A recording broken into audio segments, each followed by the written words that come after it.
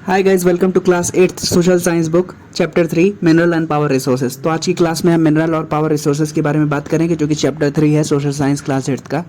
तो सबसे पहले जानते हैं व्हाट इज़ अ मिनरल। तो मिनरल जैसे हम जानते हैं कि एक नेचुरली अकरिंग सब्सटेंस होता है जिसका एक डेफिनेट केमिकल कंपोजिशन होता है। मतलब अगर उसका डेफिनेट कंपोजिशन नहीं है तो हम उसे मिनरल नहीं कहेंगे, ओके। और वो नेचुरली अकरिंग भी होना चाहिए। जैसा कि हम जानते हैं मिनरल्स इवनली डिस्ट्रीब्यूटेड नहीं है हमारे अर्थ में। जैसे कि मिनरल्स क्या हो सकते हैं, जैसे कि कोल या फिर गोल्ड, डायमंड, ये सब अगर इवनली डिस्ट्रीब्यूटेड रहते हैं, हमें पता रहता है कहाँ कहाँ पे हैं, इन जगहों पे हैं, तो हम अभी तक पूरा सब एक्सट्रैक्ट कर चुके होते हैं ना। तो इसी वजह से minerals are not evenly distributed on earth, okay. और कहीं कहीं पे पाए जाते हैं, वो हमें खोजना पड़ता है माइनिंग के दौरान। तो they are concentrated in a particular area और रॉक फॉर्मेशंस, वो हमें ढूंढना रहता है। And some of them are also found in inaccessible areas like Arctic ocean bed and Antarctica. मतलब मिनरल्स तो एक ऐसी बात है कि इवनली डिस्ट्रीब्यूटेड नहीं होते और कुछ कुछ ऐसे एरियाज में होते हैं जो इनएक्सेसिबल हैं, हम वहाँ तक पहुँच नहीं सकते आसानी से। तो जो हम नमक खाते हैं, the salt in our food and the graphite in the pencil are all examples of minerals. तो ये सब भी एक तरीके के मिनरल्स ही हैं, ओके। सो अभी सबसे पहले जानेंगे what are the types of minerals. Minerals हमने जाना कि कोई भी नेचुरली अकरिंग सब्सटेंस जिसका डेफिनेट केमिकल कंपोजिशन हो। अभी टाइप्स ऑफ मिनरल्स में कंपोजिशन के बेसिस पे दो टाइप्स होते हैं, मेटालिक मिनरल्स और नॉन मेटालिक मिनरल्स। तो on the basis of composition minerals can be either metallic and non metallic. तो जैसे नाम से ही समझ में आ रहा है कि अगर जो मेटालिक होगा उसमें धातु रहेगी, कोई मेटल रहेगी, और नॉन मेटालिक में मेटल्स नहीं रहेंगे, ओके। जैसे हम जानते हैं कि metal is a hard substance, जैसे आयरन हो गया, it is a hard substance, it can conduct heat, it can conduct electricity and it has a definite shine and lustre. तो जो मेटल होंगे जैसे सिल्वर हो गया, वो हार्ड सब्सटेंस रहेगा, हीट और इलेक्ट्रिसिटी कंडक्ट करेगा, कंडक्टर रहेगा ऑफ इलेक्ट्रिसिटी, और it has a shine and lustre, okay. Next हम जानेंगे कि जो मेटालिक मिनरल्स हैं उसका भी क्लासिफिकेशन है, उसके भी टाइप्स हैं, ओके। मिनरल्स का क्लासिफिकेशन कंपोजिशन के बेसिस पे है, metallic minerals and non metallic minerals. और मेटालिक मिनरल्स में भी दो टाइप्स होते हैं, एक होता है फेरस मिनरल्स और दूसरा है नॉन फेरस मिनरल्स। तो जो मेटालिक मिनरल्स में पहला कैटेगरी है फेरस मिनरल्स, उसके अंदर आयरन का कंपोजिशन रहेगा, इसी वजह से हम उसे फेरस मिनरल्स कहेंगे। फेरस जैसे नाम से पता चल रहा है, केमिकल नाम है फेरम, आयरन का। और तो फेरस मिनरल्स के एग्जांपल हैं आयरन और manganese, chromite, they contain iron, therefore they are called as ferrous minerals, okay. और मेटालिक मिनरल्स में ही दूसरा टाइप है नॉन फेरस मिनरल्स, जिसमें आयरन नहीं रहेगा। तो non ferrous minerals do not contain iron but contain some other metal such as gold, silver, copper, lead, okay. तो आपको बात समझ में आ गई कि मिनरल्स का दो टाइप होता है, दो कैटेगरी होते हैं, एक मेटालिक और नॉन मेटालिक। मेटालिक में भी दो टाइप होते हैं, एक फेरस, नॉन फेरस। तो फेरस वाले में आयरन की मात्रा रहेगी, जैसे कि क्रोमाइट, मैंगनीज, आयरन और, इसमें आयरन की मात्रा रहेगी। और नॉन फेरस जो मिनरल्स हैं उसमें आयरन की मात्रा नहीं होगी, वो भी एक मेटालिक मिनरल का टाइप है, लेकिन उसमें आयरन नहीं रहेगा, कोई और मेटल रहेगा, जैसे गोल्ड, सिल्वर, कॉपर, लेड हो सकता है, ओके। अभी जानेंगे दूसरा टाइप ऑफ मिनरल जो कि नॉन मेटालिक मिनरल है। तो इसका कोई टाइप नहीं होता, यही अकेला सिंगल है कि non metallic minerals do not contain any metal, इसमें कोई धातु नहीं रहेगा। For example minerals, non metallic minerals के कुछ एग्जाम्पल हैं, जैसे लाइमस्टोन, माइका, जिप्सम। तो ये सब नॉन मेटालिक मिनरल्स के टाइप्स है, ओके। अभी जानेंगे एक्सट्रैक्शन ऑफ मिनरल्स। तो जैसे हम जानते हैं एक्सट्रैक्शन ऑफ मिनरल्स, हम मिनरल्स को कैसे एक्सट्रैक्ट कर पाते हैं, माइनिंग से, क्वेरिंग से, ड्रिलिंग से। The process of taking out minerals from rocks buried under the earth is called as mining. Mining हम जैसे देखते हैं उड़ीसा और झारखंड में, हम देखते हैं कि कोल की माइनिंग होती है, या फिर झारखंड या छत्तीसगढ़ के एरिया में हम देखते हैं कि आयरन ओर की माइनिंग होती है, okay. So this is the process of taking minerals from rocks buried अंदर। मतलब अलग अलग ग्रेट डेप्थ से हम माइनिंग करते हैं और मिनरल्स को निकालते हैं, तो उस प्रोसेस को हम माइनिंग कहते हैं, okay. The process of taking minerals out from the rocks buried under earth surface is called as mining, okay. So mining बहुत बहुत तरीके की होती है, जैसे कि अगर हम शैलो डेप्थ से ले रहे हैं तो उसे ओपन कास्ट माइनिंग कहेंगे। और डीप डेप्थ से, अगर ग्रेट डेप्थ से अगर हम मिनरल्स को एक्सट्रैक्ट करें बाय ड्रिलिंग बोर्स या फिर शाफ्ट्स जिसे हम कहते हैं, तो उसे हम शाफ्ट माइनिंग कहेंगे, okay. So minerals that lie at shallow depths are taken out by removing the surface layer. क्योंकि कम शैलो डेप्थ मतलब ज़मीन के ज़्यादा नीचे नहीं है, तो उसको एक्सट्रैक्ट करेंगे उस मिनरल्स को, तो उस टाइप ऑफ माइनिंग को हम कहेंगे ओपन कास्ट माइनिंग। और ग्रेट डेप्थ्स पे अगर जो मिनरल्स हैं उसको एक्सट्रैक्ट करेंगे, तो हम उसको कैसे एक्सट्रैक्ट करते हैं, ड्रिल करके, ओके, बाय डीप बोर्स मतलब बड़े गड्ढे खोदेंगे, बहुत डीप गड्ढे खोदेंगे, जिसे हम शाफ्ट कहते हैं, ओके। सिलेंड्रिकल फॉर्म में रहेगा and this is called as shaft mining, okay, क्योंकि शाफ्ट के फॉर्म में हम खुदाई कर रहे हैं, ओके। और नेचुरल गैस और petroleum occur at far great depths, okay. तो शाफ्ट माइनिंग और ओपन कास्ट माइनिंग से हम ये सब नहीं निकाल सकते, नेचुरल गैस और पेट्रोलियम, ओके। तो ये और गहराई में रहता है। For this we need deep bores, और ज़्यादा गहरे हमें डीप बोर्स चाहिए, are dug and this is called as drilling, okay. So natural gas और पेट्रोलियम के लिए हमें और गहरा गड्ढा खोदना होगा जिसे हम ड्रिलिंग कहते हैं। ओके, और जो मिनरल्स जो सरफेस के एकदम नज़दीक ही रहते हैं, minerals that lie near the surface are simply dug out, मतलब हम आराम से हाथों से खोद के निकाल सकते हैं, उसे हम क्वेरिंग कहते हैं। ओके, तो ये अलग अलग टाइप्स हैं माइनिंग के और एक्सट्रैक्शन ऑफ मिनरल्स के अलग अलग टाइप्स हैं।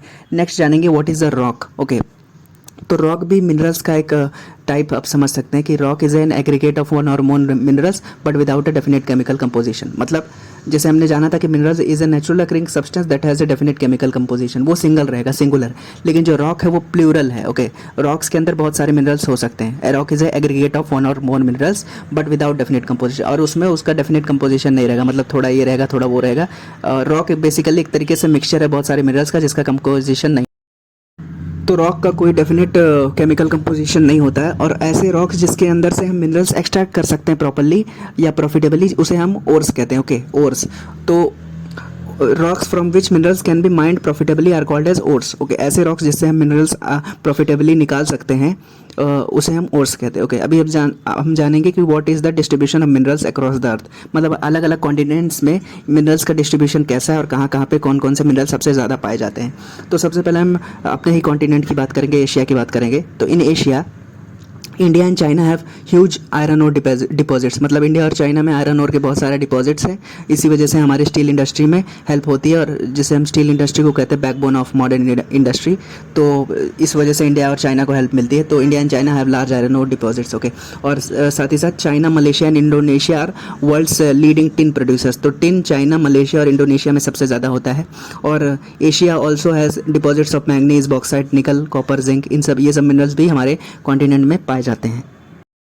नेक्स्ट कॉन्टिनेंट जिसकी हम बात करेंगे डिस्ट्रीब्यूशन ऑफ मिनरल्स में, वो है Europe. Okay, so Europe is the leading producer of iron ore in the world, और mineral deposits of copper, lead, zinc, manganese, nickel are also found in eastern Europe and European Russia. Okay, so जो Russia का European part है उसमें भी ये सब minerals पाए जाते हैं। ओके, अभी हम नेक्स्ट जानेंगे नॉर्थ अमेरिका में मिनरल्स का क्या डिस्ट्रीब्यूशन है।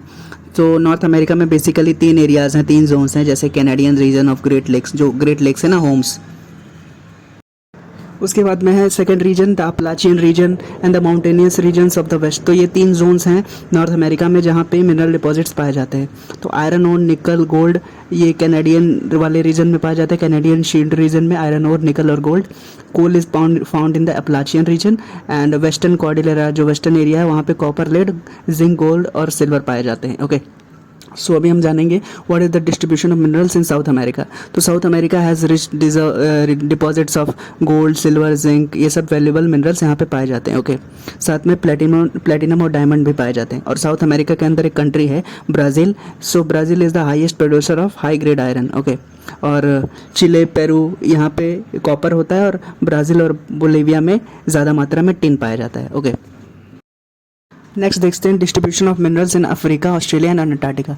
तो अफ्रीका में क्या है कि जैसे आप जानते हैं Africa is the world's largest producer of gold, diamond and platinum. Basically जो सदर्न पार्ट है, साउथर्न पार्ट है अफ्रीका का, साउथ अफ्रीका वगैरह, वहाँ सब पे गोल्ड, डायमंड और प्लेटिनम पाए जाते हैं। और जो नॉर्थ एरिया है अफ्रीका का, जो नॉर्दर्न रीजन है जैसे नाइजीरिया, लीबिया, यहाँ पे ऑयल पाए जाते हैं। ओके, और साउथ अफ्रीका जो अफ्रीका का लास्ट कॉन्टिनेंट है, कंट्री है, और ज़ायर और Zimbabwe has huge gold deposit. तो जैसे कि मैंने बताया अफ्रीका को जो सदर्न पार्ट है वहाँ पे गोल्ड, डायमंड और प्लेटिनम है, और जो नॉर्थन पार्ट है वहाँ पे ऑयल पाया जाता है, बेसिकली अंगोला, लीबिया और नाइजीरिया में। Okay, next coming up to Australia. So Australia is the largest producer of bauxite in the world. तो दुनिया में सबसे ज़्यादा बॉक्साइट ऑस्ट्रेलिया में पाया जाता है, and it is the leading producer of gold, diamond, iron ore and tin, निकल।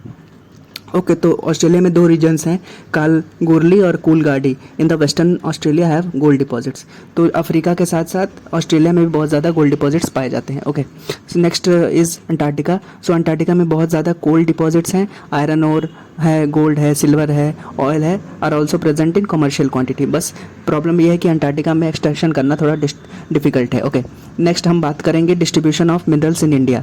तो एक एक करके जानेंगे। तो सबसे पहले जानते हैं आयरन। तो हमारे देश में लो ग्रेड आयरन भी पाया जाता है, हाई ग्रेड, लेकिन ज़्यादातर हमारे देश में हाई ग्रेडेड आयरन है। Okay, so India has high grade iron mostly.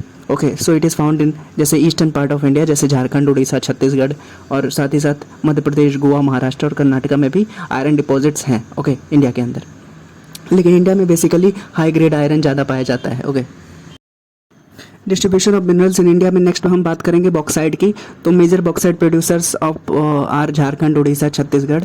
So basically यही रीजन है जहाँ पे आयरन बहुत ज़्यादा पाया जाता है। झारखंड, उड़ीसा, छत्तीसगढ़, यहाँ पे बॉक्साइट भी पाए जाता है और भी मिनरल्स पाए जाते हैं ज़्यादा मात्रा में, कॉपर वगैरह। ओके, साथ ही साथ मध्य प्रदेश, गुजरात, महाराष्ट्र और तमिलनाडु में भी बॉक्साइट पाया जाता है। Next is mica. Okay, so India is the largest producer and exporter of mica in the world. तो सबसे ज़्यादा बॉक्साइट ऑस्ट्रेलिया में होता है और सबसे ज़्यादा माइका इंडिया में होता है और एक्सपोर्ट भी करता है इंडिया। ओके, साथ ही साथ झारखंड, बिहार, आंध्र प्रदेश और राजस्थान में भी माइका प्रोड्यूस होता है। ओके, राजस्थान में बेसिकली ज़्यादा होता है।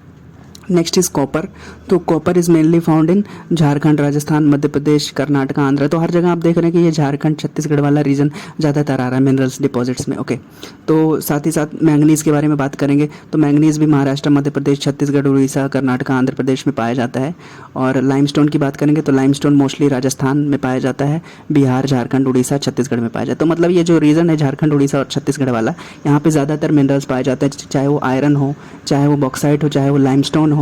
ओके, चाहे वो कॉपर हो, तो बहुत ज़्यादा यहाँ पे पाए जाते हैं। अभी बात करेंगे next gold. So gold deposit is basically found in Kolar district of Karnataka. तो इस पर एक फिल्म भी बनी है KGF। लेकिन जो कोलार माइंस है ना, गोल्ड माइंस, वो बहुत डीप हैं, तो एक्सट्रैक्शन ऑफ गोल्ड अनप्रॉफिटेबल हो जाता है, क्योंकि आप एक्सट्रैक्शन में ही उतने पैसे लगा देंगे कि जितना आपको गोल्ड से मिलेगा नहीं। ओके, तो ये बहुत ज़्यादा डेप्थ में है, सबसे ज़्यादा डीप में है पूरी दुनिया में, तो ये प्रॉब्लम होती है एक्सट्रैक्शन में, इस वजह से महंगा है यहाँ पे एक्सट्रैक्ट करना। Next is salt. तो salt is obtain from seas, lakes and oceans and India is one of the top producer. So India is one of the top producers and exporter of salt. Okay, so next हम जानेंगे uses of minerals. तो जैसे हमने जाना कि ये distribution of minerals पूरी दुनिया में और इंडिया में किस तरीके से, अभी हम जानेंगे मिनरल्स के यूजेस। तो जैसे हम जानते हैं बहुत सारे मिनरल्स के अलग अलग यूजेस है, जैसे गोल्ड और डायमंड जेम्स और ज्वेलरी इंडस्ट्री में काम आएंगे। ओके, सो विच आर और साथ ही साथ जो कॉपर है वो पाइप्स वगैरह में यूज़ होता है या कॉइन्स में इस्तेमाल होता है। सिलिकॉन चिप्स के बनते हैं, सिलिकॉन से चिप्स बनते हैं, तो कंप्यूटर इंडस्ट्री में काम आता है। एल्यूमिनियम हमारा एयरक्राफ्ट इंडस्ट्री में, किचन कुकवेयर में काम आता है। ओके, साथ ही साथ आयरन जो है ऑटोमोबाइल इंडस्ट्री में काम आता है। तो ये सब अलग अलग यूजेस हैं मिनरल्स के, और भी बहुत सारे यूजेस हैं। नेक्स्ट हम बात करेंगे कंजर्वेशन ऑफ मिनरल्स। तो जैसे हमने जाना कि मिनरल्स हमारे देश में या दुनिया में नॉन रिन्यूएबल है, अनलिमिटेड अमाउंट में नहीं है। Okay, so they are exhaustible, मतलब बहुत ज़्यादा इस्तेमाल करेंगे तो ख़त्म हो जाएंगे। ओके, ये रिप्लेनिश नहीं हो सकते रिन्यूएबल रिसोर्सेज की तरह। तो मिनरल्स आर नॉन रिन्यूएबल, इसे हमें लिमिटेड तौर पे यूज़ करना होगा क्योंकि इनकी संख्या कम है। Okay, so it takes thousands of years for the formation and concentration of minerals. हज़ारों लाखों साल लगते हैं मिनरल्स को बनने में, इस वजह से हमें इसे समझदारी से इस्तेमाल करना होगा। Okay, so the wastage of minerals should be avoided. और मिनरल्स में एक मेटल्स भी एक तरह का मिनरल ही है, आयरन वगैरह। So recycling of metals is another way in which the minerals can be conserve. तो मिनरल्स को हमें कंजर्व करने की भी कोशिश करनी चाहिए। सो नेक्स्ट हम इस चैप्टर में अगला सेगमेंट पढ़ेंगे। अभी तक मिनरल्स हमने पढ़ लिया, नेक्स्ट हम पढ़ेंगे पावर रिसोर्सेज। ओके, तो पावर जैसे एनर्जी के बारे में हम बात करते हैं पावर रिसोर्सेज में। तो पावर और energy plays a vital role in our lives. मतलब हमें एनर्जी की हर जगह ज़रूरत है, चाहे वो घर में अपने बिजली जलाने के लिए, बल्ब जलाने के लिए, या फिर मोटर चलाने के लिए। ओके, साथ ही साथ AC, पंखा चलाने के लिए। ओके, फैंस वगैरह चलाने के लिए, या फिर एग्रीकल्चर में भी पंपिंग सेट वगैरह इस्तेमाल करने के लिए। हर जगह ट्रांसपोर्ट इंडस्ट्री में भी एनर्जी का काम है। ओके, ऑयल, पेट्रोल, डीजल, इन सब का काम है। डिफेंस में भी काम है, कम्युनिकेशन में भी काम है। तो हर जगह हम जानते हैं कि पावर रिसोर्सेज का बहुत ज़्यादा डिमांड है और दर बदर हर साल ये बढ़ती जाएगी क्योंकि इसका डिमांड बढ़ता जाएगा। अभी पावर रिसोर्सेज में दो सोर्सेज ऑफ हमारे पास पावर हैं। पहला है कन्वेंशनल या फिर नॉन रिन्यूएबल, दूसरा है रिन्यूएबल। ओके, तो सबसे पहले हम जानेंगे what are the conventional sources of power. तो कन्वेंशनल सोर्सेज और नॉन रिन्यूएबल सोर्सेज हैं जिन्हें it takes lot of time to replenish. Okay, so बहुत ज़्यादा समय लगता है कन्वेंशनल रिसोर्सेज को बनने में। तो कन्वेंशनल या non renewable sources of energy हमारे पास है, जैसे फायरवुड है, कोल है, पेट्रोलियम है, नेचुरल गैस, हाइडल पावर है। ओके, सो एक एक करके जानेंगे what are the conventional sources of power. तो सबसे पहला है फायरवुड। तो फायरवुड जैसे आप लकड़ी वगैरह इस्तेमाल करते हैं, use for cooking and heating, गाँव वगैरह में अभी भी इस्तेमाल होता है। So around 50% of India even now uses energy obtain from this. Okay, so firewood एक तरीके से फॉसल फ्यूल है, तो ये भी नॉन रिन्यूएबल है, एग्जॉस्टिबल है, आसानी से ख़त्म हो सकता है। Okay, so next conventional source या फिर नॉन रिन्यूएबल सोर्स है कोल। ओके, सो कोल को हम जैसे जानते हैं थर्मल पावर प्लांट्स में यूज़ होता है इलेक्ट्रिसिटी बनाने के लिए। Okay, so electricity from coal is called thermal power and is called as buried sunshine. तो coal is also non renewable resource and it is called as buried sunshine. Buried sunshine इसलिए कहते हैं क्योंकि इससे हम आग जला सकते हैं, एनर्जी प्रोड्यूस कर सकते हैं। Okay, so coal is used as a fuel in iron and steel industry में, उसको फर्नेस वगैरह को जलाने के लिए कोयले का इस्तेमाल होता है। तो ये भी एक सोर्स ऑफ एनर्जी है। Okay, so electricity from coal is called as thermal power and it is called as buried sunshine. जैसे मैंने बताया बरीड सनशाइन इसको क्यों कहते हैं, क्योंकि ये इसका इससे हम एनर्जी प्रोड्यूस करते हैं। थर्मल पावर प्लांट्स में इलेक्ट्रिसिटी प्रोड्यूस करते हैं, इस वजह से इसे बरीड सनशाइन कहा जाता है। Next conventional resource of energy है पेट्रोलियम। ओके, सो पेट्रोलियम जैसे हम जानते हैं it is a thick liquid. Okay, black colour का थिक लिक्विड है, from which petrol and diesel is obtain, kerosene is obtain. तो पेट्रोलियम में से ही ये सब हम एक्सट्रैक्ट करते हैं अलग अलग टेम्परेचर और प्रेशर पे। Okay, so it is called as black gold. तो पेट्रोलियम को ब्लैक गोल्ड कहा जाता है। ब्लैक इसलिए कहा जाता है क्योंकि ब्लैक कलर का होता है, गोल्ड इसलिए कहा जाता है क्योंकि ये भी वैल्यूबल है हमारे लिए, गोल्ड के जितना वैल्यूबल है। ओके, क्योंकि ये लिमिटेड अमाउंट में प्रेजेंट है ना गोल्ड की तरह। ओके, तो chief petroleum deposits are found in Middle East, मतलब वेस्ट एशिया में ज़्यादातर पाए जाते हैं, जैसे कि ईरान हो गया, इराक हो गया, सऊदी हो गया। सो ये इन सब जगहों पे ये पेट्रोलियम पाया जाता है, और यूएस और रशिया में भी पाया जाता है petroleum deposits. Okay, so next हम पढ़ेंगे नेचुरल गैस।